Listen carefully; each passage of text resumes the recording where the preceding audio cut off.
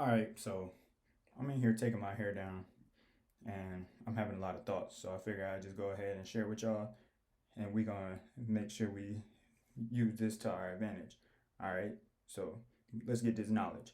First off, let's identify that regardless of what it is that's wrong, some of these have certain things in common. So all of these, in some shape or form, if any of these chakras of yours are blocked, if they're not functioning properly, that's going to mean that in some degree, you're going to have closed mindedness, you're going to have a lack of healing or some kind of damage, or should I say trauma, and you're going to have insecurities in some shape or form, and you're probably going to blame others. So keep that in mind. So whenever I'm mentioning all of these, in some way, if you're aware that, okay, yeah, that is a characteristic of mine, notice that you're also probably going to be insecure in some shape or form with this. So make sure that you are able to identify what's wrong with you, because that's the only way you can fix your problems, is if you're real enough with yourself to be like, all right, yeah, I have this issue. Because of course that's just character building right there.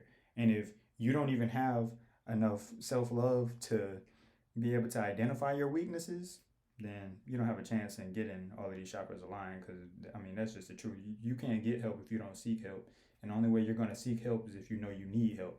All right, so dig that. All right, so this is what we're going to do. We're going to start at the root and we're going to work our way up. All right, so root chakra. Most people at least have access to their root chakra, but in case you don't, here we go. All right, so people whose root chakra works properly are pretty well in tune with nature. They like to spend a lot of time outside. When your root chakra is working properly, you're going to want to be outside more. You're going to want to breathe fresh air, and you're going to appreciate the things that nature has to offer. So you're going to like to do stuff like go to the river and just watch the water flow. You're going to be able to appreciate stuff like that. You'll be able to look up in the sky and see the birds and see the wonders of the world and just marvel at the things that the world has as far as how much life is out here and how beautiful everything truly is. You should be able to clearly see it. You probably wouldn't have any kind of issues like as far as your fears. So when it comes to fears in nature, this is how you know your root chakra is not functioning properly. So if your root chakra is not functioning, you're probably going to be like afraid of bugs. You're not going to want to get your hands dirty, or you're not going to want to get dirty in general. People whose root chakras are well balanced, they're willing to get dirty or get in the mud, get their shoes dirty and stuff like that, because it's an earthly chakra. So it's all about stuff that has to do with the world. So you have to be in tune with the earth in order to ground yourself and work all these other chakras. The base chakra has to work properly, aka the root chakra. So now, if it's not functioning properly, this is what you can do. You have to get your behind up and go outside more often. Go on walks. When you walk, don't use your phone. Don't take your phone. Don't wear headphones and none of that stuff. Don't block yourself.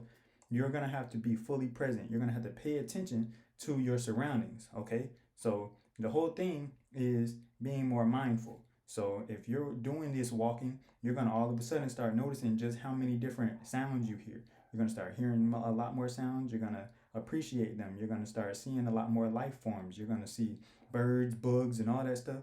And if you, I mean, you gotta know that if you fear anything, it's because you've been traumatized by something that has to do with that kind of experience. Unless you fear the unknown, but that's another subject for another time. So, anyways, moving on with the sacral chakra. If your sacral chakra, oh, my bad, real quick. With the root chakra, you need to take your shoes and socks off and put your feet on the ground, in the grass, all the time. You need to do that. That's very important. Ground yourself, quite literally, ground yourself. Okay.